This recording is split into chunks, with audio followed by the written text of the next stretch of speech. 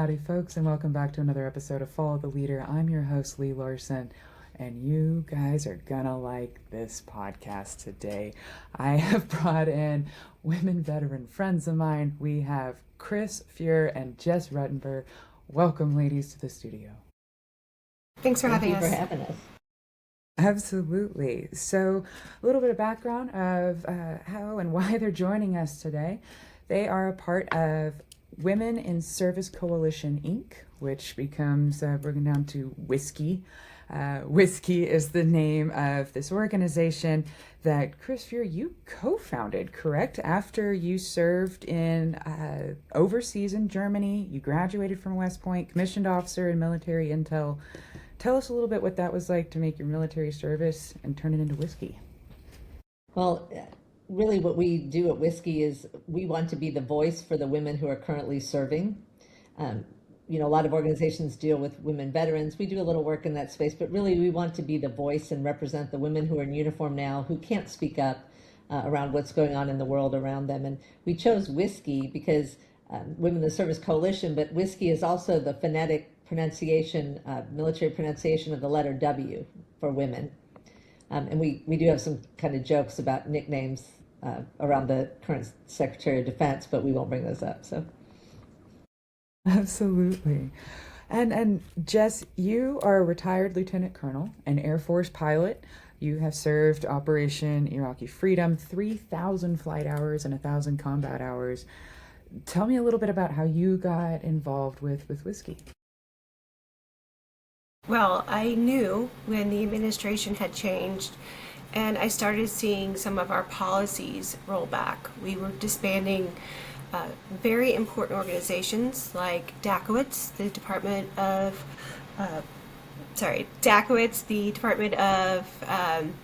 Defense Advisory Committee of Women in the Service. I had a brain fart there, sorry.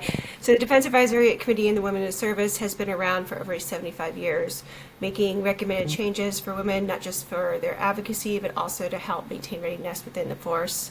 And after 75 years, Hegseth had just dismissed them, calling them divisive. He also minimized the footprint of the women peace and security, which was actually a law under the Trump administration, also calling that a feminist agenda as well as disbanding many organizations like the Women's Initiative Team that were advocating for to remove barriers for potential service members for meeting their full potential and being their ability to do their jobs. With this dismantling and the websites being taken down and the videos being down, I knew it was only a matter of time before we needed to organize ourselves. WISCI, I immediately recognized that these women knew what they were doing. They were heavy hitters like Kris, Sue Fulton, and quite frankly, I wanted in. Yeah, and so we can't say enough. We need to talk about our executive director, Sue Fulton. She most recently served as the Undersecretary of Veteran Affairs for Communications. She was in the very first class of women at West Point. She worked heavily in the repeal of Don't Ask, Don't Tell, was a huge advocate for transgender service members, really worked closely along my side as we worked on the integration of women into combat arms in the Army and into Ranger School. Sue is just a force of nature, and we're so grateful to have her leading our organization. And just looking at your website now, I mean, everybody on your staff is military veterans. They're women military veterans. And like you said, you don't focus on veteran women a little bit, but this is in the service, currently in. One of the things you talk about on your website is protecting opportunities for women, specifically in combat roles, is one of the first things you mentioned. Can you talk a little bit about this administration and combat roles for women? Yeah, I'll start, Jess, if that's okay. Yeah, absolutely. So women were fully integrated into all combat roles across the service in 2015. And there were studies done by the Army. There was a study done by the Marine Corps, which has been debunked. Even the old commandant of the Marine Corps, when testifying before Congress, said, "Oh yeah, I kind of stacked the deck. The men were trained, the women weren't trained." And then the Army did quarterly studies from 2016 through 2023, gathered data on soldier performance, collective performance. I mean, everything you can look at. The Army said over and over during the course of those 5 years, women are effective in combat. We just saw Senator Hirono ask the senior enlisted advisors of every service branch, there been any issues with women reducing effectiveness, and they all said no. She asked the same question of all the vice chiefs of each of the services. They all said no, women are a vital part of our force. And so one of the things we ask ourselves on WISCI is, why is Secretary Hegseth so obsessed with women in the service? That's Jess, exactly what it feels like. I mean, Jess, like, it feels like Hegseth is obsessed with women in the military service. He can't, doesn't like to whether it's Dakowitz or having any female Joint Chief of Staff or any sort of high ranking, he doesn't like women in authority. Can you speak a little bit about other ways that this administration has erased service member female accomplishments or actions? Well, one thing that stands out to me right now is that when I left the service that year and the year after, we had 4 female 4-stars serving, which is a pretty good number compared to how many service heads they are. Typically, there's a number between 32 and 40, so we're looking to represent about the number of women that are in the service. Today, there is 0. And 2 of those, one was asked to retire and one was removed by Hegseth. Representation at the highest levels, there's nobody having their voice in these rooms when we're having these discussions. And without having representation, having the press leave, the Pentagon, we're having lack of accountability for the decisions that are made.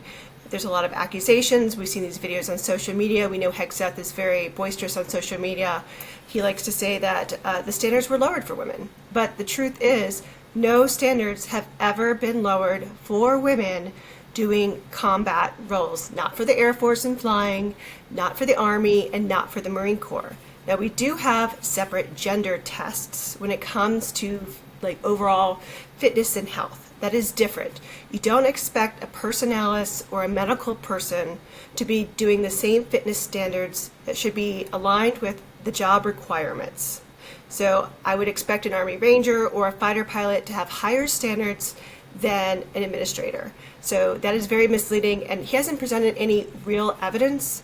They've kind of alluded to this Marine study back over 10 years ago, and if you actually dig into this study, you can see that the study wasn't fully released. They only released part of it that they wanted to release, and that they used not a scientific method. It was more a general population when they put inexperienced women at a basic going in there compared to experienced men that were already in the career field.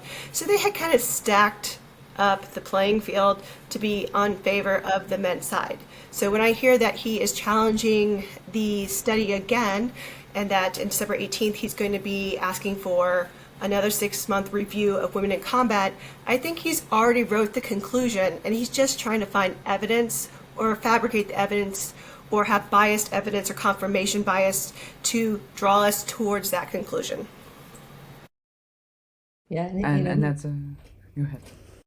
Well, he went down and looked at the Army Ranger School and was, had all these myths from the Broverse. A lot of what he does, a lot of what the administration does is based on vibes and myths, not on fact. And he'd come in and he was, determined that no women were going to continue in the Ranger School. And then he was surprised to find out that 175 women have graduated and no woman has ever quit.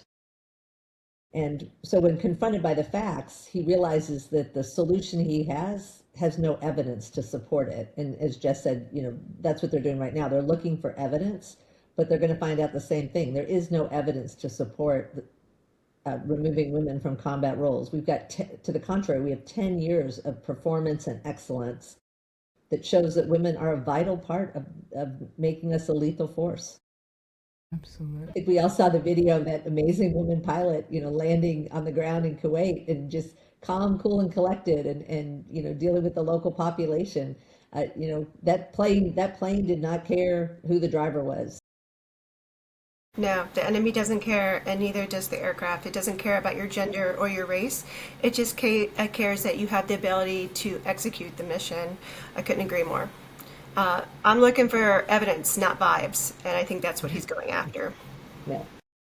If you look historically, particularly here in the United States or North America with indigenous history, I'm here in Montana, and I look at how there's a long story history here of women serving in tribal or indigenous warfare, and even how they had say on going to war and war councils because it was their children that they were sending off, right? And I just think how when you remove women from all the decision making, it might make you more lethal, masculine, whatever that direction is, but it doesn't make you more responsible or long-term vision or just just the whole experience. And I just really appreciated sitting in that talk and having that talk with an indigenous scholar about that, because just something that I didn't take into account even when I served in the Air Force. I was like, you're absolutely right. Like,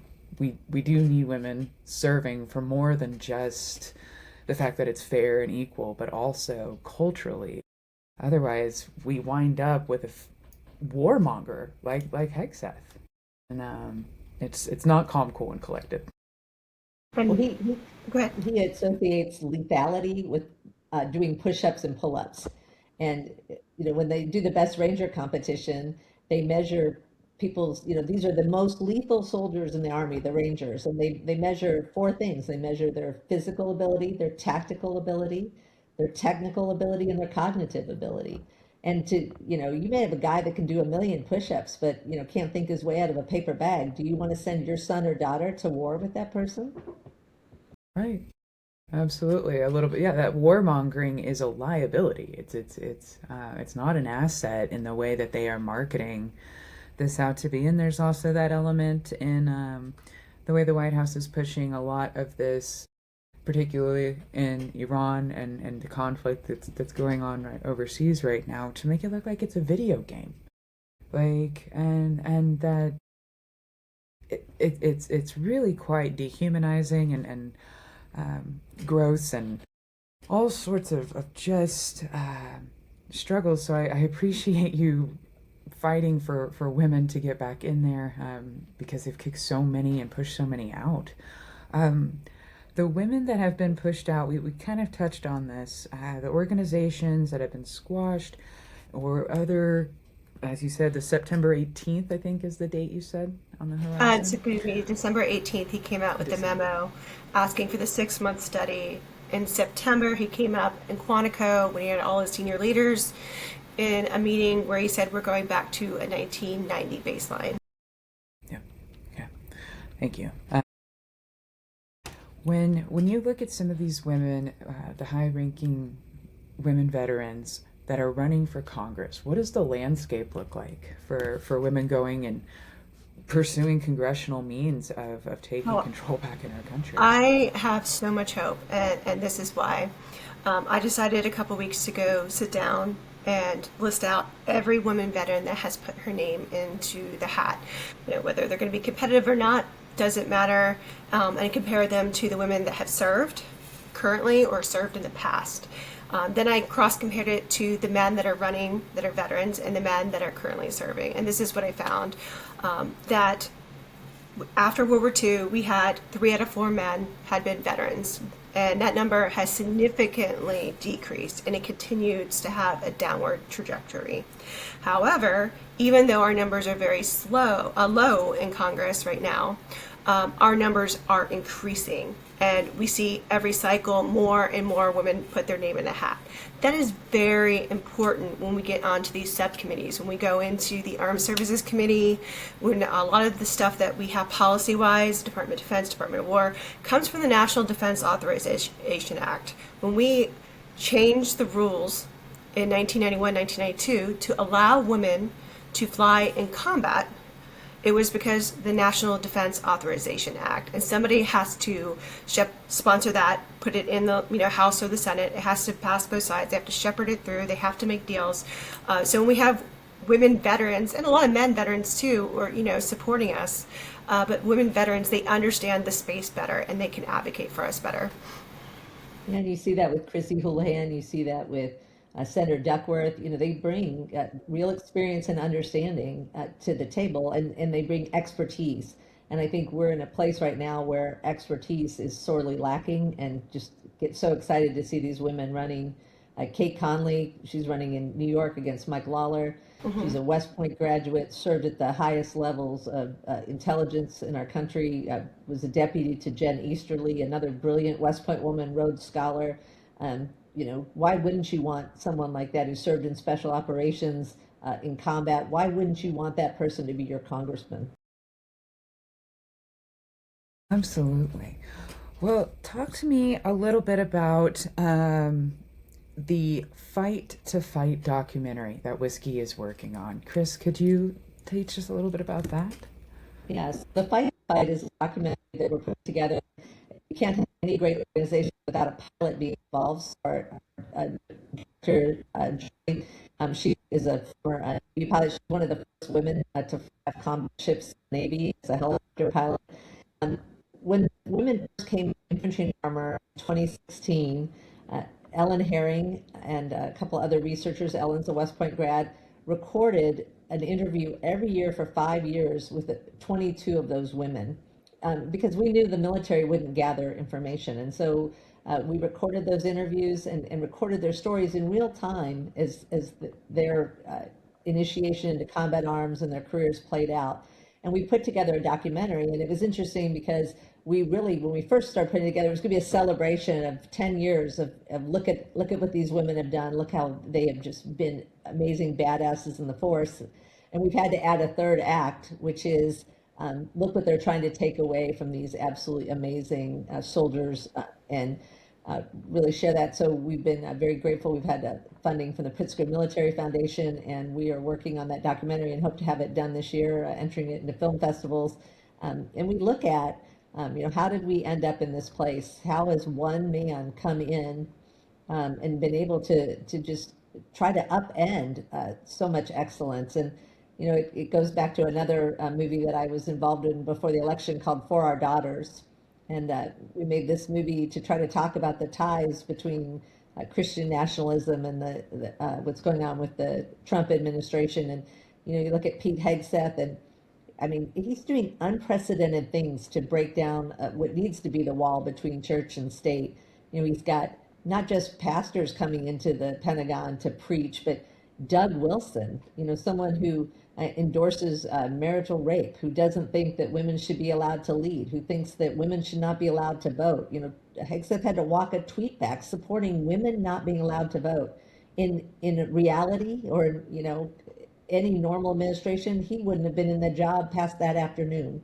But yet we find him here, someone who didn't go to Ranger School, someone who didn't go to Airborne School or Air Assault School, someone who only lasted a brief amount of time as a platoon leader, never served as a company commander, and now he's decided he's going to remove these women from combat arms who, if you listen to their OERs, their efficiency reports, they're written by men who've served 18, 20 years in combat arms, and they say, never had a finer company commander.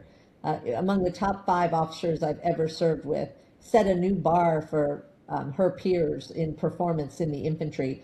And you look at this, and again, it all goes back to, don't believe everything you hear on the internet, dude, because it's not true. These women are amazing. Absolutely. Well, and one of the things you brought up, of course, was diversity. But can you talk a little bit about aircraft design or how that may have impacted Black female pilots? Right. So a lot of times our barriers are institutionalized, not because of a nefarious nature, but because we just simply were doing the things that we'd done before, and they kind of got baked in and we weren't noticing them. So a lot of times our anthropometric, that's a very fancy word, studies, the way we study how people's bodies fit into aircraft and the seats, anywhere from how they sit, like they're sitting right here looking out above, to being able to actuate and control by their reach, to being able to reach the rudder pedals with their feet by their leg length. Most of our studies were done in the 1960s, prior to when women were flying, and we didn't consider a lot of minorities either. So if you look at that, we didn't update that database until 2012. And because of that, there's almost no women and no minorities in that database. So our standards for designing cockpits and other equipment for aircrew was based on a 1960s model without representation. Why does that matter? Well, I think it's a little obvious when it comes to women. We tend to be a little shorter, smaller body size, but even minorities have different body proportions, which makes a significant difference. So I can be 5'4", and a black woman could be 5'4" next to me, but she has a shorter torso and longer legs, meaning she's more likely to fail her sitting height because there wasn't representation of African Americans or black people or women in this database. And as a result, 74% of black women were eliminated from flying in the Air Force based on sitting height alone. And that's just one criteria for their medical physicals coming in. And what we were doing on these teams, like the Women's Initiative team, and talking to DACWITs, we were recording this. No one saying, oh, Air Force doesn't want black women. We just didn't realize we had baked this barrier in. And when we shut down organizations like DACWITs and the WIT, our data goes quiet. And it's not publicly available for consumption out there. You could have gone to the DACWITs database, which is now not publicly facing, and saw all the data that we presented to them about that. And we proposed solutions. And we showed how we were lowering academic standards for pilots when we didn't have enough qualified individuals, not pilots, but the enlisted in the back. Why does an enlisted member that's a flight attendant or a linguist or loadmaster have to have the same height as the pilot up front? We just self-impose that barrier. If the pilots have to be 5'4" here, we'll make them 5'4" in the back. There's no reason to have the same standards. So we were unearthing these, I call them legacy barriers. And that is where I call it, our institutional memory is important, that we don't take down these websites, that we acknowledge these things happen. Because what I found was when I was presenting this information to the chief of staff was that somebody had tried to do it before in 2012 when they tried to update the anthropometric database. And we kind of put a Band-Aid on it, like a Band-Aid on a bullet hole, and we don't quite solve it. And if we don't document this and hand this appropriately and create procedures and policies that are going to reinforce removing these, we tend to repeat ourselves. And when we repeat ourselves, it costs money or it costs the recruitment of certain individuals. And when we look at the recruitment of certain individuals, it's very clear with a lot of the rhetoric coming out of the head of the DoD that he wants a male military. He told a bunch of generals that they were out of shape and that grooming standards needed to be overhauled. But one thing that stood out to me, and hopefully, Kris, you can kind of shed some light on this, was he referred to people who file complaints for sexual assault or harm as complainers, and that he would be rolling back policies and no more walking on eggshells.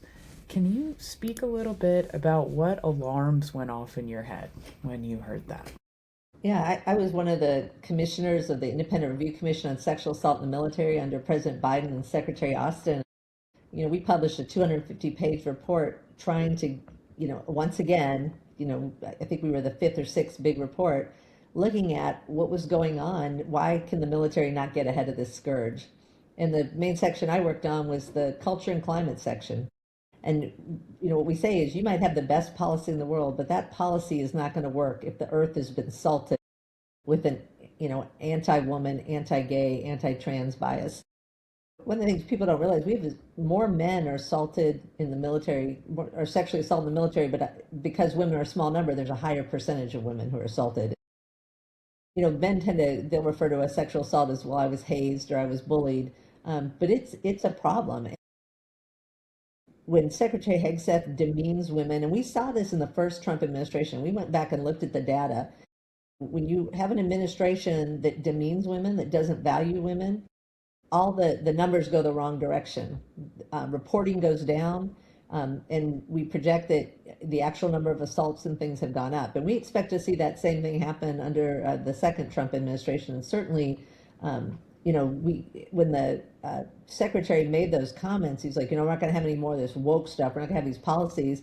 There were soldiers across the force that were walking into company areas, ripping down the sexual assault policy, ripping down the equal opportunity policy, and telling women, it's like, hey, you're just a DEI hire, and this doesn't matter anymore. So what leaders say at the top really matters. And I know, Jess, you can talk more about the effects on military equal opportunity, but nobody's coming forward. I mean, the whole military right now is running scared because, you know, people are, you know, they force people to turn into snitches. But the thing with the equal opportunity and the IG process is, yeah, could there be improvement? Absolutely. Were investigations taking too long? Absolutely. So I'm all about reform, but the way we went about it, I don't think is the right way. Implied, and I think you just, maybe not even implied, just outright said, you know, false accusations. Particularly, if you look at Pete Hegseth's history, you know, allegations within his unit, a lot of those were substantiated. And I think he's reflecting on a mindset that I've seen before, that I'm going to be falsely accused, and that's going to be the end of my career. But as Kris had referred to, we've had way more men sexually assaulted by men than proven false allegations of women against men. And the data is right up there on the website to show it. And you can actually go and say, hey, if these accusations are actually like wild and rampant and just, you know, trying to get out of getting in trouble, show us the evidence. Again, just show us the people that are, you know, fudging their fitness tests like women in combat. There is no evidence. We're just making accusations without evidence base. Again, we're just going back to vibes, which really goes down to the mentality of maybe where he was when he was serving as a captain and a major, kind of in that unit mindset still. Kris, I think you were trying to say something. Oh, Okay. Well, I want to talk about how folks are getting into aviation. And Jess, you have founded a nonprofit called Level Up Aviation. How challenging is it for all Americans, any American, the average American, to be able to learn more about aviation if they wanted to?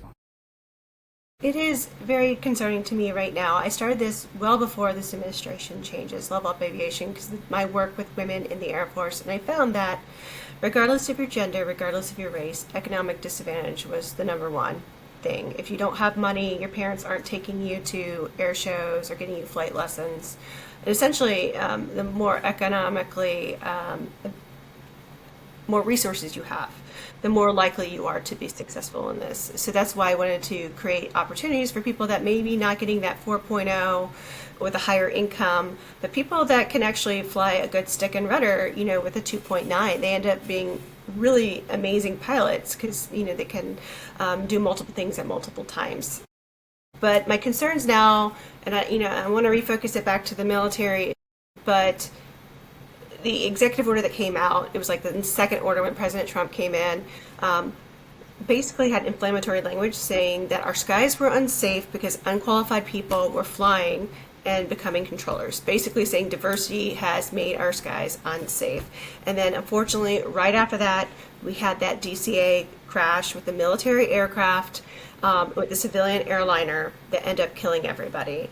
And within 24 hours, President Trump was saying, I heard the tapes, and it is obviously because of a diversity issue, which, having been on to Safety Investigations Board, having been very qualified to do this as someone who's been in aviation over 20 years and been on safety boards, I can tell you no one can make any determination, not even a couple weeks after something like that, not alone somebody who doesn't fly or hasn't been in the aviation career field.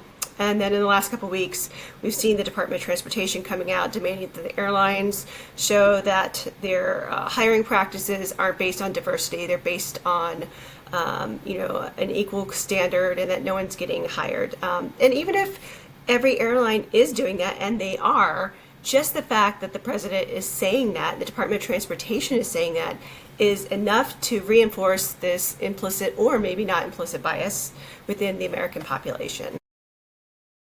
The funding has dried up right now for a lot of these organizations like Sisters in the Sky, because we know Black women are less than 1% of female pilots, or just pilots in all. Like, so you got 7% pilots, pilots are about 4.5% when it comes to women, and then you have less than 1% of black women. And we already addressed one of the issues why, when it came to the military. Organizations like Sister in the Sky are not going to be able to get grant funding if we continue to go down this route. Thank you for taking the time to explain how what's under threat. Another thing we've talked about, and with my background serving in the chaplain corps as a chaplain candidate, are faith codes and how faith and religion are being weaponized in the military. What have you heard? What specific Christian nationalist rhetoric have you heard from your channels and network? I think it goes back to, let's take a step back. When we were on the Independent Review Commission, as we looked at culture, one of the things that affects culture in a unit is the chaplain. And we looked at, the chaplains who refused to provide services. They were actually given a kind of a get out of jail card by the first Trump administration, where they weren't, required to provide services that were inconsistent with their sponsoring background. And we looked at, who's sponsoring chaplains. Well, 66%, so this is in 2021, 66% of our chaplains came from an evangelical background. And they bring with them, surprise, surprise, the same thing we hear out of Secretary Hegseth's mouth. Women are not allowed to lead in the church. That's biblically forbidden, and being gay is a sin. And so these chaplains carry that, many of them, not all of them. We got some really great chaplains out there, so let me preface by saying that. But then we also have chaplains that are carrying their personal religious bias in. And when you look at Secretary Hegseth saying, what, chaplains aren't, mental health counselors. The job of chaplains is to be, pastor the flock. He's pandering to the North American Mission Board of the Southern Baptist Convention, which, one of the biggest cover-ups of sexual abuse in the history of our country originated out of the Southern Baptist Convention. Yet we, allow them to sponsor so many of our chaplains. He's pandering to that idea that, only men can be spiritual leaders, which again is just ridiculous. And so, you look at the things that lead to a Christian nationalist society, the demeaning women, placing church on an equal podium with the government, promoting people and including people within the day-to-day political life of the country who, openly advocate for theocracy. If anybody looked at Project 2025, it was the roadmap to Gilead. Russell Vought, he comes from that same religious, I won't even call it tradition, that Pete Hegseth does. This idea of, the classical academy, men are to be trained for life, women are to be trained to give birth to babies. Again, this all reflects down on, how they look at women in the military. They don't understand how women can lead because they've grown up in a church tradition that forbids women from leading. They don't understand how women can lead because they were part of a military where they never saw a woman lead. And what's so interesting, if you ask, the average soldier out there right now, they've only known a combat integrated military, or they ask the average airman. They don't think it's weird at all that a woman's a pilot. They don't think it's weird at all that a woman is a Ranger School graduate, because for the last 15 years, that's all they've known. And, I personally talked to many men who've been to Ranger School, and they're like, I wouldn't have got through Ranger School without that woman in my platoon. Women bring endurance and calm heads in chaotic situations.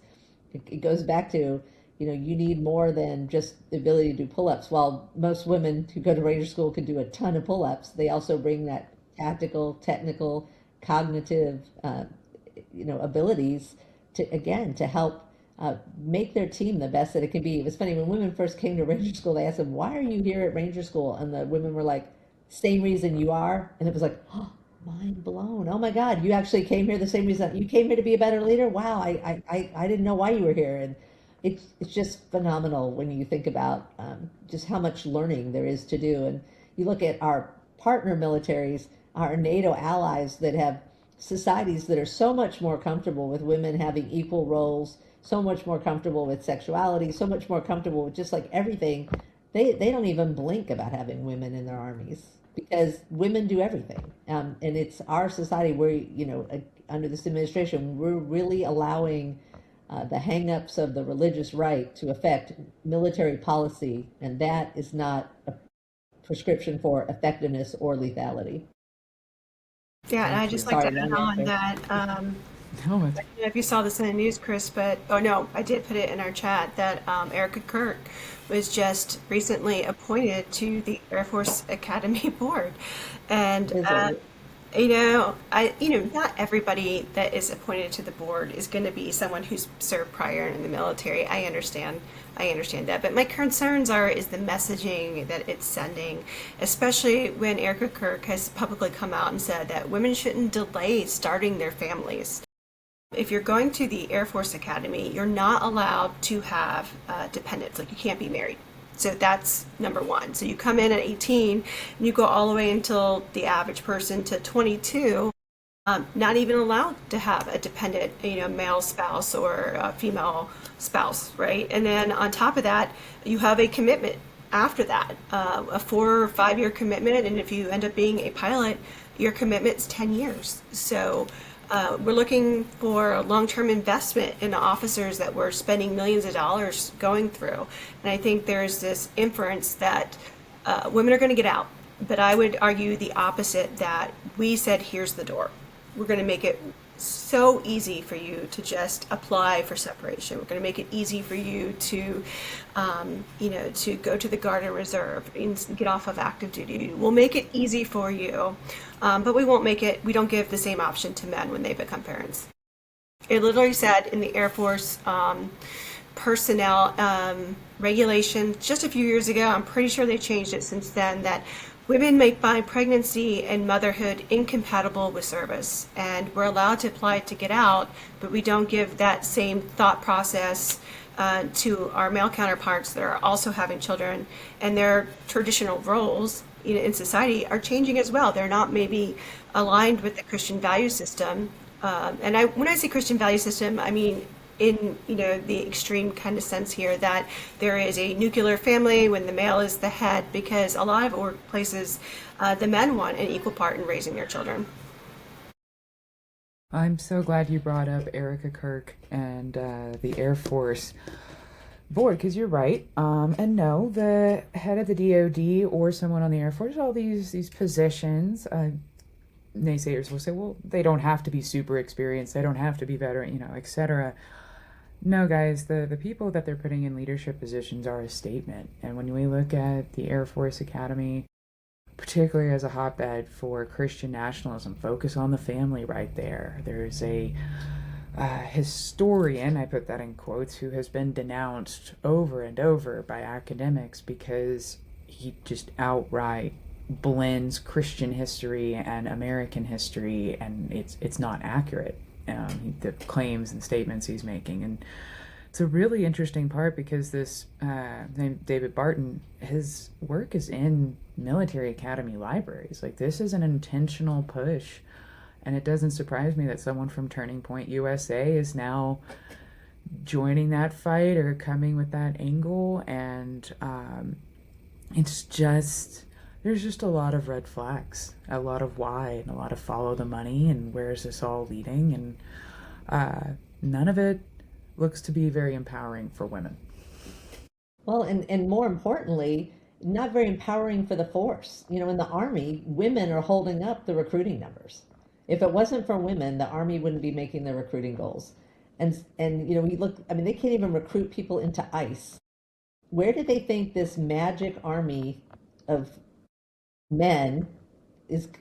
Are they, is it like Lord of the Rings? They're like waiting over the hill, and there's going to be this, loud trumpet, and this magic army is going to come marching over the hill. You got to fight with the society you have and the soldiers that you have. And we're blessed because we have amazing soldiers who come in every color, from every culture, different genders, and they bring experience, and they bring grit, and they bring a desire to raise their right hand and serve this nation, which is, we have a commander-in-chief who dodged the draft. So, Amen. Can you talk, I know that we're kind of pushing up, can you talk a little bit about how some of this administration is also impacting female service member access to healthcare? maybe they're active or veteran. What's going on with women's military healthcare? Jess? I know we have a lot of studies that have come out recently, reports due to Congress about women's reproductive health care. I don't have the specifics right now, and I think reports are important that we document that. But when I look at the report I looked at yesterday, I'm talking $4 million for women's health care for one study. One of those Tomahawk missiles costs, what, $8 million each? So when I see the money, like you said, follow the money. Yes, we're supporting women and women menopause and perimenopause, and if they want to delay having children, we'll have them have time off to get IVF and all these things. But then they give them $4 million. 43 million for Viagra. But they'll give 10 times that amount for men. For those kind of issues. Or, when I was flying, I like to compare it that if I wanted to change my birth control from one pill to another, I was grounded for over a month. And they didn't bother to do a study on, why do I have to be grounded for over a month just to change my birth control pill. But when Propecia came out for men for balding, they did the study on that and was able to clear them right away, and there was a line outside the flight doc's door. So the prioritization and the funding. So we give a lot of lip service, but I can't specifically tell you in the last year. But I will say to abortion services, this is what I will say, and I'll be very frank here to our viewers here. There was a time when you could ask for, permissive leave to go take care of something, whether it was medical or personal or educational. Oftentimes, women choose to terminate a pregnancy while they're active duty. And often we found that commanders, not just men, but women, were denying their service members the ability to take leave, not because it was crucial to the mission, but because they didn't believe that based on their faith base. Or I wouldn't get birth control issued to me at the medical clinic because my doctor didn't believe in birth control for women. But I'm a very boisterous woman, so I'm not afraid to speak up. So we're sometimes getting intimidated not to get our birth control. And then we're sometimes denied if we want to have abortion services. And quite frankly, what I'm concerned about now is that we see this overseas already when a woman wants to, whether she's a civilian working for the military, active duty, wants to terminate a pregnancy. And she's in a location that doesn't have those services. So now she has to fund all the expenses to come back to the United States because we can't use government funding or any of those kind of things. And all of that I'm somewhat okay with. But now we're having this problem in the United States. So now what if you're stationed in a state or several states in an area that you can't get access to these services? Are you going to again have to pay thousands and thousands of dollars and then fight your commander to see if you can even have the time off to do that? And not just abortion, even a miscarriage. Yeah, You know, a we, miscarriage. as states have changed their ability to provide women with reproductive health care that they need to save their lives when they're losing a pregnancy. We have soldiers saying, well, my wife and I are going to think about having a couple kids in the next few years. We don't want to go to Texas. Send us to Fort Drum, New York. Send us to Fort Irwin, California. Send me somewhere where I know my wife, where her life will be valued and will be saved if she has an issue during pregnancy. Right.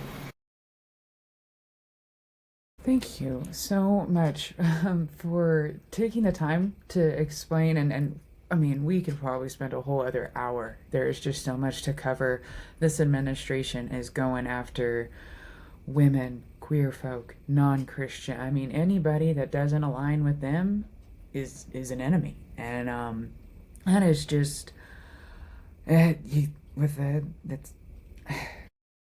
It's ignorant. It's unfortunate. It's real ignorant. It's ignorant of how strong we are in our diversity. I know he loves to say that diversity is not our strength, that unity is our strength. And I mean, of course, shared values and culture and goals, of course. Shared Western values. Shared Western values.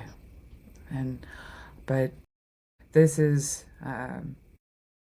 it's all in an effort to say who's the right kind of soldier, right kind of citizen, and it's absolutely It's absolutely wrong. So thank you for your part in the fight. How can people learn more about WISCI and what you're doing?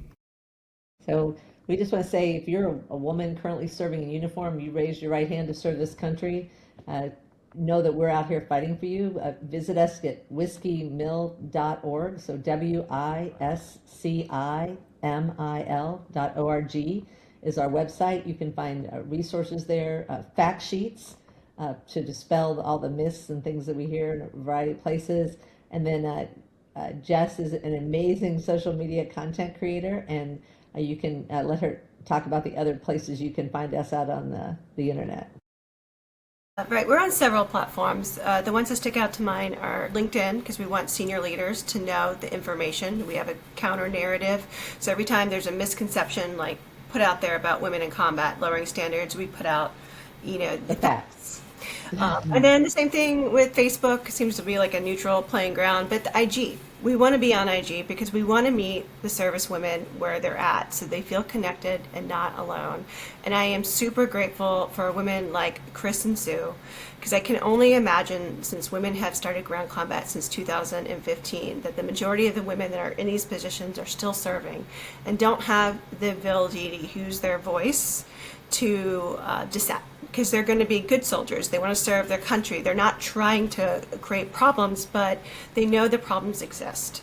So I'm really grateful for organizations like WISCI, Kris, who takes basically, helps the entire female ranger program. That there's a female ranger program, but help these women integrate in on her own. And Sue, that goes to the Hill and fights for them. So we're here. We're listening. Send us an email, send us what's going on, and tell us what you see.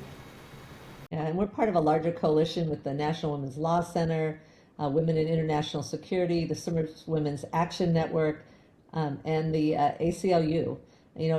Women are coming together, and we're locking shields, and we are going to fight to keep these doors open. Sue and I were among the early women. Sue was the very first. I followed her 5 years later. We went through hell to integrate the military, and we are not going backwards. We're going to keep these doors open. America needs the talent of these women. America needs the talent of everyone who's willing to raise their right hand and serve. You're not alone. We're here for you. We are absolutely here for you. You be excellent, and we're out here fighting for you. Oh, I just got goosebumps. Thank you so much, ladies, for joining me today. Thank you for your service to our country. Thank you for your service to American women. This has been an amazing call. I hope that y'all will come back in the future. I hope that we can continue to collaborate and share resources, because it's going to take all of us. Absolutely. No, absolutely. Kris, I know you got to go, but I was just telling this morning, I was looking for documentation about the first female fighter pilots in 1993, and a lot of the information was taken off the website. And then I was like, wait a minute, I know them. I'm going to call them. And I was talking to one of them, Betty, that's her call sign. Sharon Pelzer, very first F-16 pilot, the one standing on stage in the Pentagon in front of this poor woman in her 20s, in front of the entire press conference. And I was telling her about the stuff that you and Sue were doing with the Rangers, and how, because I was asking her about, I can't imagine what it would have been like to be, a 20-something-old Betty. You didn't ask to be in that press conference. You just wanted to fly. And you're not going to be like making public statements, but I'm really grateful for WISCI with Kris and Sue with the background they have to make those arguments for women that are currently serving in that position. I find one of the reasons I'm doing this is because I find a lot of similarities for the generation in the 90s that allowed me to fly. I see it happening. It's almost like cut and paste. The same, we're going to add these fitness standards into flying, even though they weren't there before. But now that you guys are here, we're going to sneak them in, And guess what? None of it worked out. They passed them just fine. Thank you, Kris and Jess. Thank you so much for coming and joining me on Follow the Leader. Again, this has been Kris Fuhr and Jess Ruttenberg, both American military veterans. Of course, Kris served in the Army and Jess in the Air Force. Thank you again, ladies, for your service and for joining me. Folks, that is the end of the episode. This was Follow the Leader. I'm your host, Lee Larson. Let me know in the comments what you thought. Make sure to like, follow, subscribe. You know the drill. But until then, I'll see ya. Bye.